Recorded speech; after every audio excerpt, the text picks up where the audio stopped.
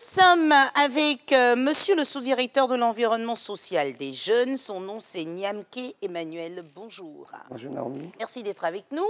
J'ai envie de dire, enfin, le ministre Mamadou Touré s'est rappelé des matins bonheur. Ça fait plaisir. Quelles sont les bonnes nouvelles? Merci Naomi. Il faut dire que nous avons toujours pensé à Matin Bonheur. La preuve est que nous sommes là ce matin.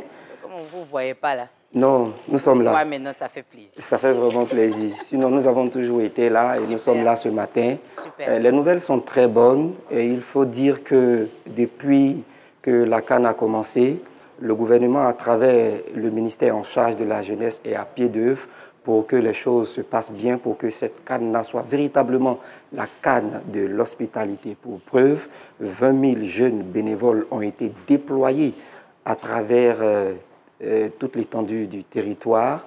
Et ces jeunes-là sont à pied d'œuvre. Ils sont vraiment, je dirais, au service vraiment de la population, des spectateurs et de tous ceux qui viennent d'arriver en Côte d'Ivoire pour cette CAN afin que tout puisse véritablement se passer bien. C'est un véritable boulot. On se plaint de dire que oui, c'est l'année de la jeunesse. Depuis 2023, la jeunesse est à l'honneur. On ne voit pas ce que fait votre ministère. Mais en fait, je trouve que c'est ceux qui sont sélectionnés qui n'ont pas le courage de rendre beaucoup de témoignages. Ils sont nombreux, ces jeunes-là qui passent par votre ministère. Et on les voit aussi nombreux qui font plaisir, qui font honneur à la Côte d'Ivoire, que ce soit sur le terrain, que ce soit dans les fan zones, un peu partout. En tout cas, chapeau, bravo. Par contre, on a un challenge. Le challenge, c'est le match d'aujourd'hui.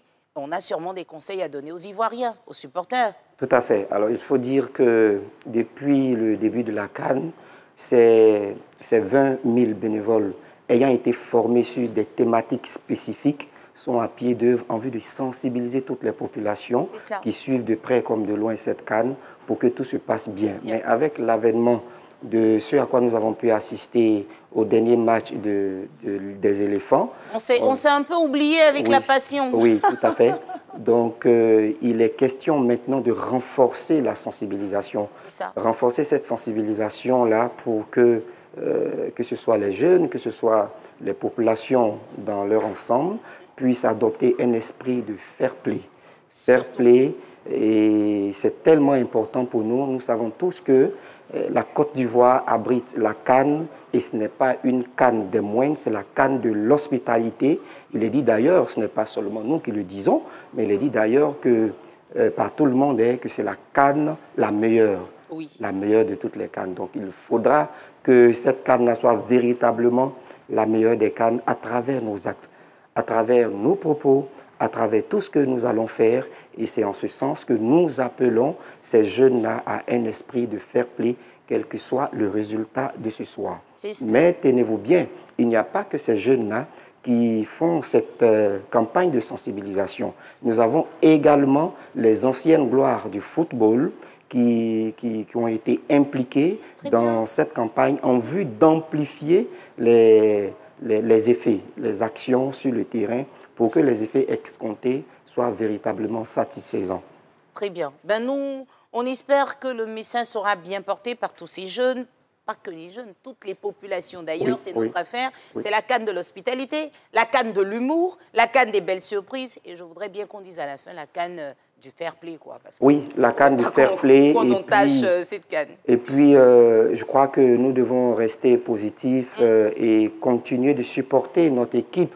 Parce que quoi qu'il en soit, nous sommes patriotes, c'est l'esprit patriotique. Et il faudra que nous puissions supporter notre équipe, les éléphants, jusqu'au bout, jusqu'à la dernière minute, mais dans un esprit vraiment fair play, quel que soit le résultat.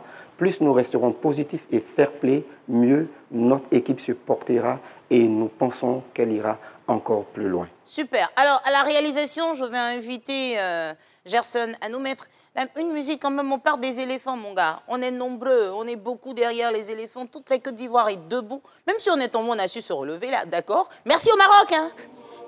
Inch'Allah, choukran. Merci beaucoup. Alors, on parle des éléphants qui sont debout. Pronostic. Je vais vous surprendre avec ce pronostic. Juste un joli petit but. Et ça sera On suffisant. dirait qu'on est nombreux à penser ça. Un seul but, et puis vous fermez le poteau, c'est fini. C'est fini. Au plus ils vont marquer. On ferme le poteau, on assure nos arrières, on les fatigue un peu à la défense, mais on ne va pas tout dévoiler. C'est tout. Voilà, pour le moment, 1 à 0, c'est bon.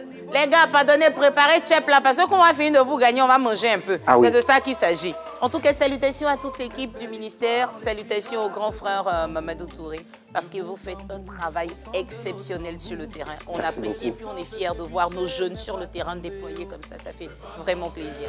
Merci beaucoup, merci à vous aussi. Et puis, passez le message, on vous attend à Matin Bonheur. On vous laisse toujours un petit temps à chaque fois.